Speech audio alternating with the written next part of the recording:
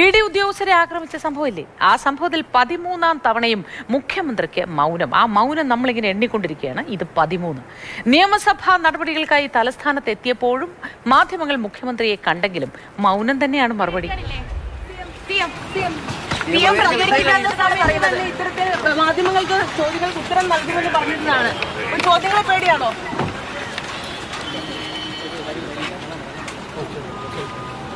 കേസിൽ ഇതുവരെ local committee secretary അടക്കം 18 പേരാണ് അറസ്റ്റിലായത്. പ്രതിയായ മുൻ കൗൺസിലർ ആറ്റുകാൽ ഉണ്ണിക്കായി വല വിരിച്ച പോലീസ്.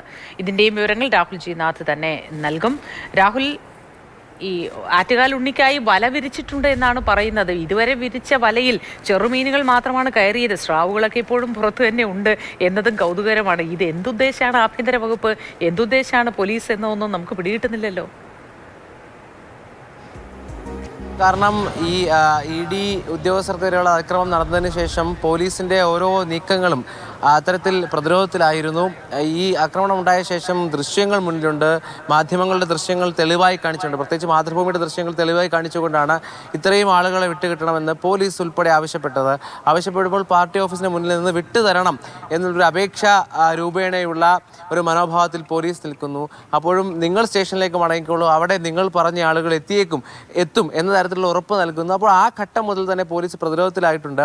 പിന്നീട് ഈ പറയുന്നത് പോലെ ആളുകൾക്കായി അന്വേഷണം നടത്തുകയാണെന്ന് പറയുമ്പോൾ കഴിഞ്ഞ ദിവസം പിടികൂടി IP ബിനു ഉൾപ്പെടെയുള്ളവർ നഗരത്തിൻ്റെ പല ഇടങ്ങളിൽ തന്നെ സജീവമായി വിഹരിക്കുന്നുണ്ടായിരുന്നു. അതിനുശേഷമാണ് ഇന്നലെ IP ബിനു പിടിയിലാകുന്ന ഘട്ടത്തിൽ പറഞ്ഞ ഏറ്റവും പ്രധാനപ്പെട്ട കാര്യം ഫേസ്ബുക്ക് പോസ്റ്റ് മുന്നിലേക്ക് വരികയാണ്. ഇത് എന്നെ പിടികൂടിയതല്ല, ഞാൻ പിടികൊടുത്തതാണ് എന്ന തരത്തിലേക്കുള്ള കാര്യങ്ങൾ വരുന്നു. അപ്പോഴും ഇത്തരത്തിൽ മുൻ കൗൺസിലറായിട്ടുള്ള ആറ്റുകാൽ ഉണ്ണിക്ക് വേണ്ടിയുള്ള പരിശോധന തുടരുകയാണ്. ഏറ്റവും പ്രധാനപ്പെട്ട 2 പേർ തന്നെയാണെന്നാണ് നമ്മൾ മനസ്സിലാക്കുന്നത്.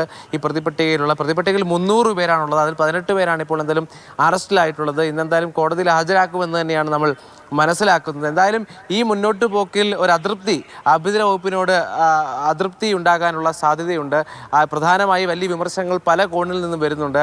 ഇങ്ങനെയാണോ പോലീസ് ഒരു വിഷയത്തിൽ നിലപാടെടുക്കേണ്ടത്? ഇ.ഡി. ഉദ്യോഗസ്ഥർക്ക് ഒന്നാമത്തെ കാര്യം സുരക്ഷ ഒരുക്കാനുള്ള പ്രാഥമികമായ കാര്യങ്ങൾ പോലും ചെയ്തിട്ടില്ല.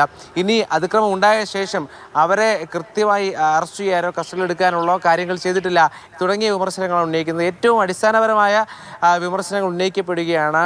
ഒരുപക്ഷെ അത് വീണ്ടും പോലീസ് പ്രതിരോധത്തിലേക്ക് പോകുന്ന കാഴ്ചയാണ് നമുക്ക് എന്തായാലും കാണാൻ കഴിയുന്നത്.